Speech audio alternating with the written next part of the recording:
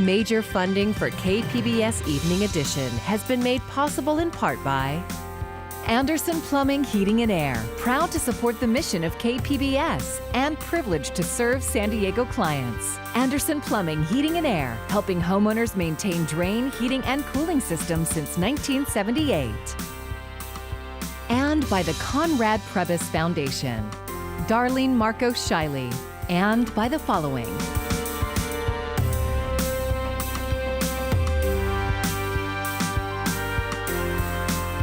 And by viewers like you. Thank you. Good evening. It's Friday, September 11th. Thanks for joining us. I'm Amita Sharma. We begin tonight with a story that is having big implications in the San Diego mayor's race. It involves the troubled lease of a downtown high-rise and a news report now being retracted by NBC7. More now from KPBS Metro reporter Andrew Bowen.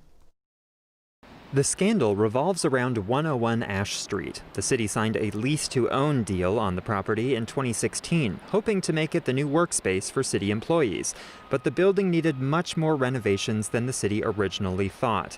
And when that work got underway, the construction dislodged asbestos. The city had to evacuate its employees and pay fines. The whole scandal has wasted hundreds of thousands of taxpayer dollars. NBC7 reported last week that a private law firm hired by the city was investigating Assemblymember and mayoral candidate Todd Gloria's role in the 101 Ash Street deal. But that wasn't true. The station now says it was duped, and parts of the memo it based the story on were doctored. The story also claimed City Attorney Mara Elliott blocked investigators from speaking with Gloria. NBC7 admits that, too, was a fabrication. It retracted the story and apologized.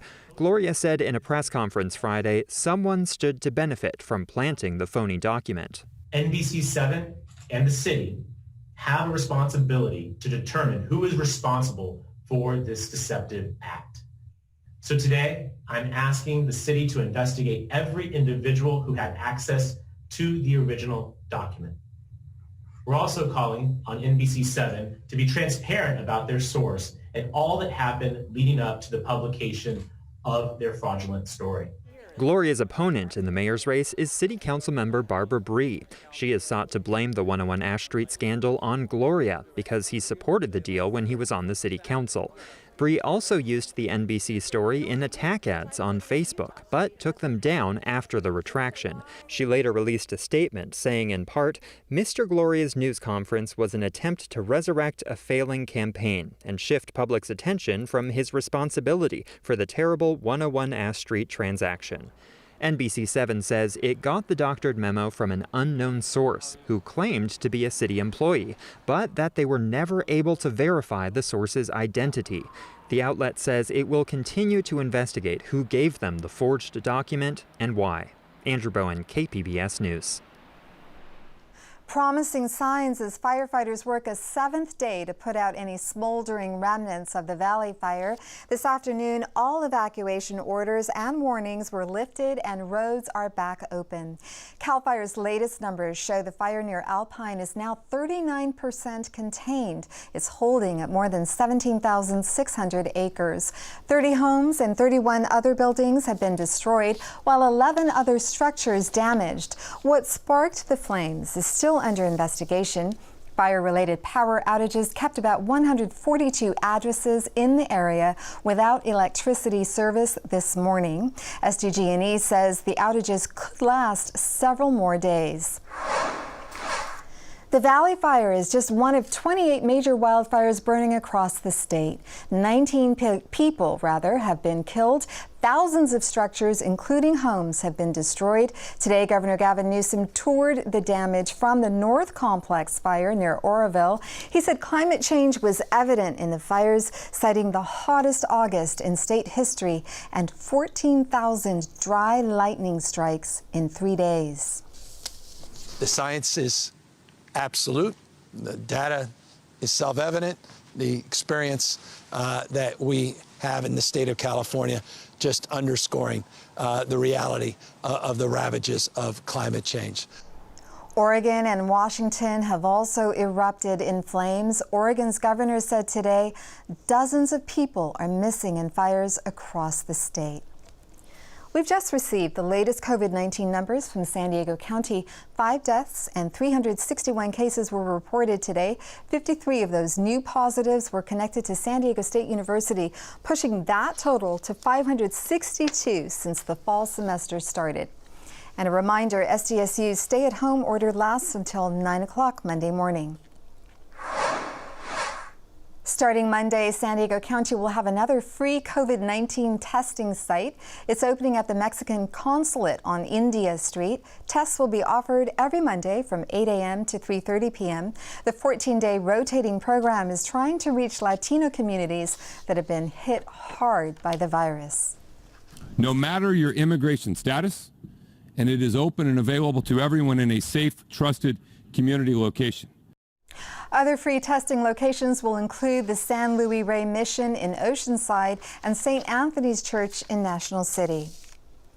The Poway Unified School District is changing course. Officials now plan to have students return for in-person learning in 2 groups, a morning group and an evening group. 3 elementary schools would reopen on October 1st, and the remaining elementary schools on October 12th. COVID protection protocols will be in place. Parents can still opt to keep kids home. A decision on middle and high schools will be made on September 24th. A Braxas High, the continuation school, will reopen October 8th. 19 years ago, tragedy united the nation. Today, Americans are honoring the lives lost during the September 11th terrorist attacks. Firefighter Michael Otten and firefighter Michael Roberts.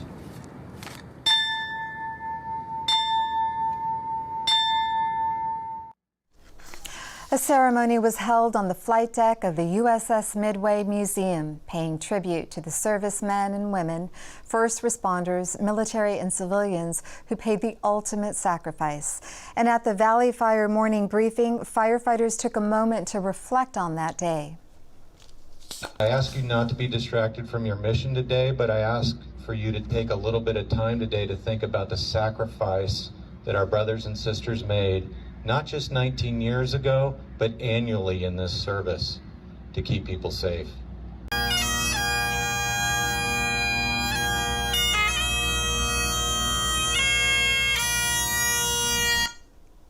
As Daryl Forges reports, U.S. leaders are paying their respects and sharing stories of tremendous acts of heroism. Somber sounds. Bells chime. Stephen George Adams.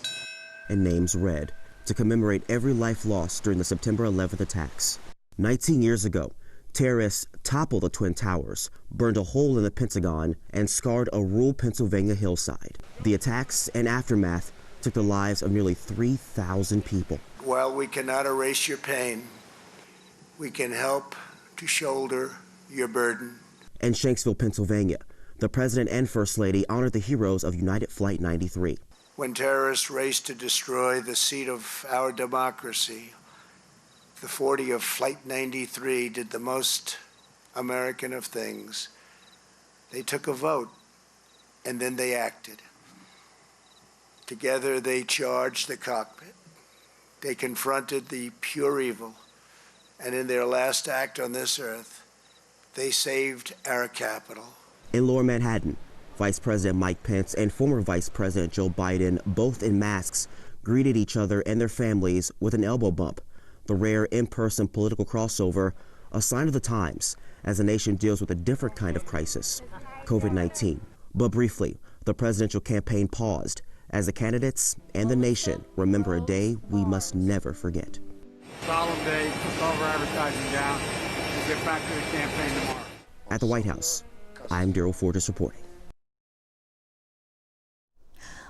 One South Bay city says they officially have no more illegal cannabis dispensaries, at least for now. Chula Vista has been dealing with this issue for years. KPBS reporter Matt Hoffman says when officials closed some before, shops reopened shortly after. It really has been one of the most vexing challenges of of my tenure. City officials say this is the last illegal retail dispensary that's shut down here in Chula Vista. They closed it about 2 weeks ago, but Chula Vista has been dealing with this problem for years with illegal dispensaries. They closed them and then they just reopen back up a few days or a few weeks later. So what makes city officials so confident they can keep them closed this time? Because these illegal shops are so profitable, I suspect that they have not gone away forever. We need to remain vigilant. Chula Vista City Attorney Glenn Guggen says the illegal dispensaries would not have been closed if it weren't for the help of the district attorney. And really to up the ante on the prosecution, both with felony prosecution and with asset seizure. Police say the shops were a danger to the community. Their products were unregulated, they were selling to minors, and some had guns. Police have seized millions in cash, and prosecutors have tied 2 murders and violent robberies to illegal dispensaries. We have been listening to our community, responding to complaints, and also standing up for legal businesses preparing to open with proper regulation. Within the next month or 2, legal retail dispensaries will be opening up in Chula Vista, and officials wanted to make sure there was a level playing field. Police say many of the 30 dispensaries closed over the last few months were run by criminal organizations, but they wouldn't identify them. Chula Vista police say they have a zero-tolerance policy for these illegal shops, and if more open up moving forward, they will move quickly to shut them down. Matt Hoffman, KPBS News. Winds that whipped up fires across California earlier this week have calmed down, but now a thick layer of smoke is hanging over much of the state. The San Diego County Pollution Control District advised that the air quality may be unhealthy in some local communities and advised people to limit outdoor activities until conditions improve. And doctors have another warning. Some studies suggest that COVID-19 may be worse when air quality is poor, and there could be a spike in cases. There is evidence that exposure of the lungs to bad air quality, to pollutants, can increase the protein that the SARS-CoV-2 virus binds to infect the lung. For an update on the fire conditions and the weekend forecast, here's Jeff Cornish.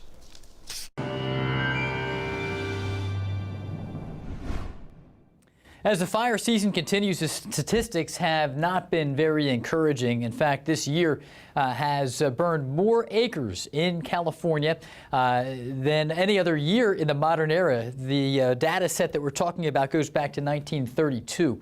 So this year has been extremely bad, and approximately 3% of the land area of California has seen fire this year. And our concern is that, again, it's still early in the season for Santa Ana conditions that often do present themselves in late September and through October into early November.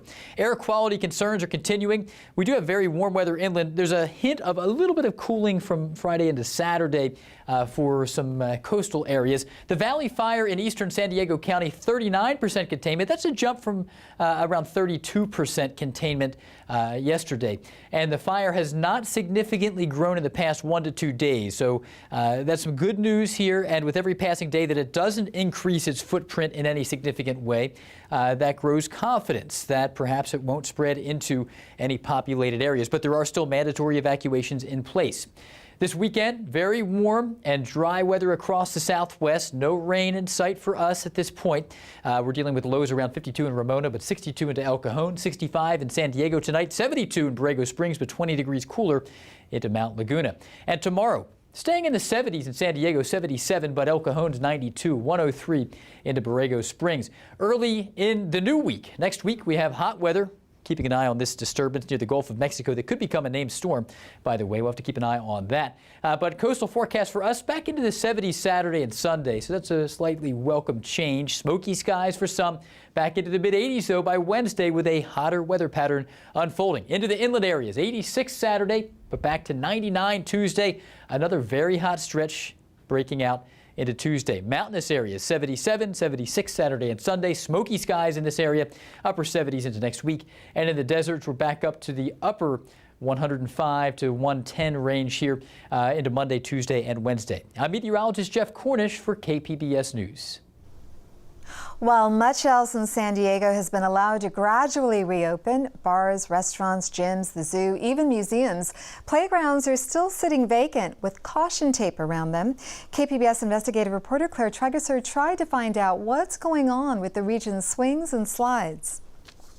We all have that thing we miss most from our pre-pandemic life. Hold it up. Okay. For 4-year-old James McCann, it's the playground near the small condo he shares with his parents in University Heights. Ask him why he can't go there anymore, and he answers with the euphemism his parents were using until he caught on. Because the thing going around. Now he's left playing baseball and dancing in the grass at Trolley Barn Park. Nice. Still, he's optimistic. They stay closed for a while and then they open it up. When might that be? When the thing stops. He might be right. Unlike everything else, playgrounds aren't part of any phased reopening plans at the local or state level. The decision rests with the California Department of Public Health, which has said parks can be open with restrictions. One of them is that playgrounds stay closed. A spokesman declined repeated interview requests, but answered questions over email.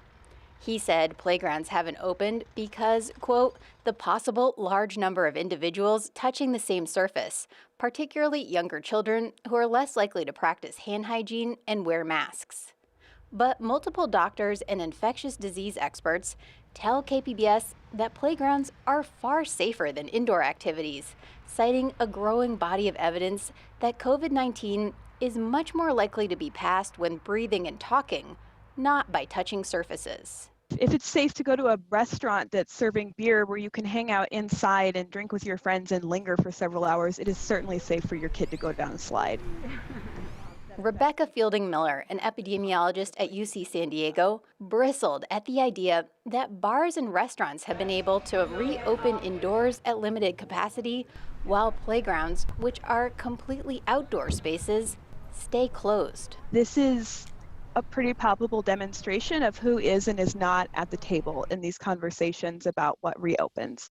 Dr. Mark Sawyer, an infectious disease specialist at Rady's Children's Hospital, says he worries more about kids not getting exercise and not socializing than the small chance they pick up the virus from a play structure that sits in the sun all day.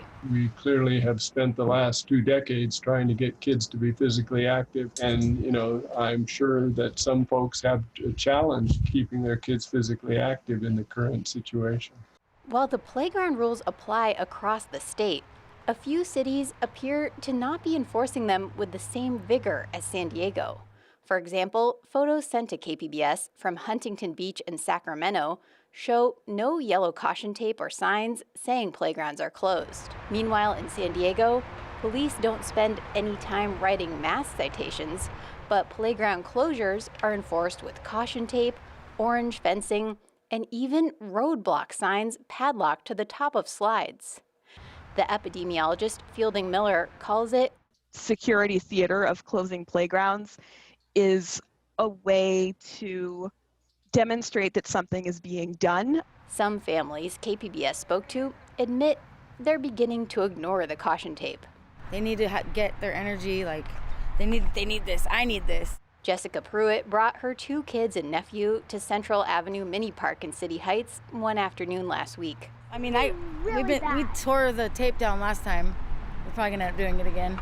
Early on, Pruitt says she was committed to following the rules, but her resolve has weakened. It's just if you take them to the park and they see the tape, they're not gonna care about the tape. They're just gonna wanna play.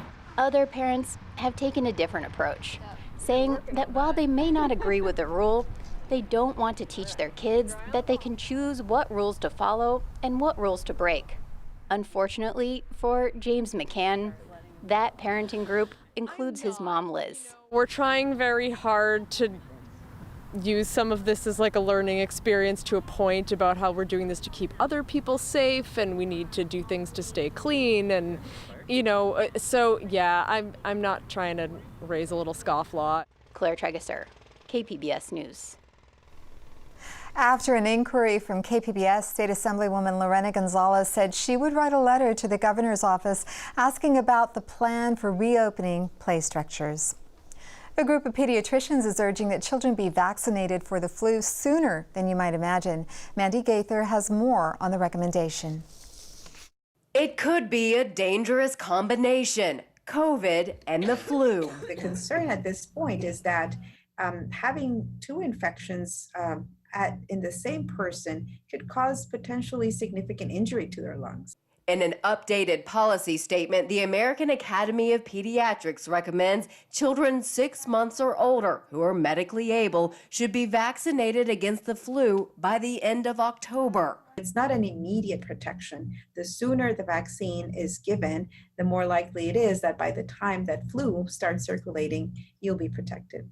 Dr. Flor Munoz, lead author of the recommendation, says flu-fighting antibodies will wane by getting the vaccine early, but she says you'll also be protected early and says this will carry you through the flu season, which typically peaks between December and February, but could start as early as October. Munoz says based on previous seasons, children will play a pivotal role in spreading the flu. And early vaccination is also important because of the many COVID question marks. This virus will potentially stay and cause outbreaks in different places that might make it difficult to have access to care and have access to their flu vaccine. For Health Minute, I'm Mandy Gaither. Tomorrow, immigrant designers in City Heights are holding a fashion show and mask giveaway. As KPBS reporter Max Rivlin-Nadler tells us, they're highlighting how styles are adapting to the pandemic. Any one of these? May Hassan came to the U.S. from Iraq as a refugee. She had been employed there by the United Nations. She now runs Zara Design, named in honor of her late mother, Zara. My mom have put the seed in my heart about loving designs. She always took care of how I look and what should I wear. And she always did my hair. She was also hairstylist, makeup artist. So since then, I fell in love with how to match colors and how to wear clothes. Hassan's designs reflect the styles of her native Iraq, with the Hamsa hand and the evil eye. She makes them all by hand. How to show my culture heritage in U.S. I came to U.S. 7 years ago, and I'm an American citizen now. I always wanted to share. I'm Iraqi originally, from Iraq. So I thought how I can make people see my cultural heritage. So this is how it all started. So many of my items and designs have cultural touch and cultural story. Hassan began making masks shortly after the beginning of the pandemic. She says they've been a bestseller in her online store. It's better than anything else. She matches them with the collection of abayas that she also sells. Me making designs, I thought how I can contribute to that so can people stay healthy and still look fashionable. Tomorrow's fashion show will take place at the Fair at 44 on El Cajon Boulevard. Designers will also sell their masks, and there will be a mask giveaway for the community. Hassan says it's the first time her designs will be part of a fashion show. I can share my designs, people can know me, but also I'm contributing to the community, which sings well to my heart. So definitely, it means a lot. The event kicks off at 11 a.m. tomorrow and features designers from Somalia, Uganda, Togo, and elsewhere. It will also be live streamed on Instagram. So this can be with or without the belt. Max Rivlin-Nadler, KPBS News. Football is back. The NFL kicked off the 2020 season with some changes in light of the pandemic. The Kansas City Chiefs, the reigning Super Bowl champs, hosted the Houston Texans last night. The stadium was only filled to about 20% capacity, and cheerleaders, mascots, and sideline reporters are banned for this season. SDSU's Mira Kopik weighs in on the economic impact of football's return in the Friday Business Report. Yes, the NFL returned last night with the Chiefs and the Texans. In the top 10 programs on any given year over the last handful of years, it's been NFL broadcasts on NBC on Sunday night or certain big games on Sunday afternoon on Fox or CBS. And so networks set their advertising rates based on ratings. So the higher the ratings, the more they could charge for a commercial. So the networks are really counting on live sports, even though there are very few fans or no fans in seats. This is really critical for football because the contracts with the networks are worth tens of billions of dollars for the football franchises. That's the bulk of their revenues. That's the way that teams can kind of be equivalent, even if you're in a small market team or a very large market team, because all those TV revenues are shared equally. So having a season is really important to the NFL. You can find tonight's stories on our website, kpbs.org/evening edition. Thank you for joining us. We leave you now with music from the latest artist in our summer music series, Steph Johnson. She's the executive director of the Voices of Our City Choir, and this is her solo project. Have a great evening. Well, my new album is called So in Love, and I recorded it at the end of last year. It features some incredible players: Josh Nelson, piano, Rob Thorson on bass, Anthony Wilson on guitar, Chris Lawrence on trumpet and flugelhorn, and our drummer, Richard Sellers.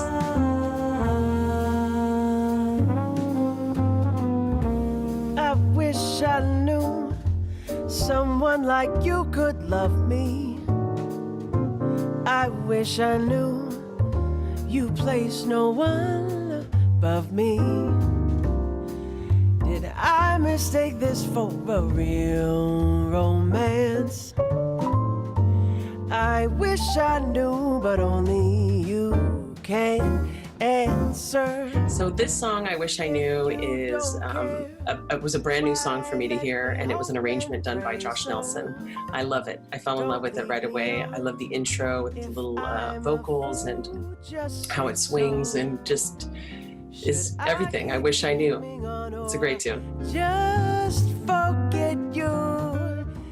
Major funding for KPBS Evening Edition has been made possible in part by Anderson Plumbing, Heating and Air, proud to support the mission of KPBS and privileged to serve San Diego clients. Anderson Plumbing, Heating and Air, helping homeowners maintain drain, heating, and cooling systems since 1978. And by the Conrad Prebys Foundation, Darlene Marcos Shiley, and by the following. I wish I knew, but only you can answer. And by viewers like you. Thank you.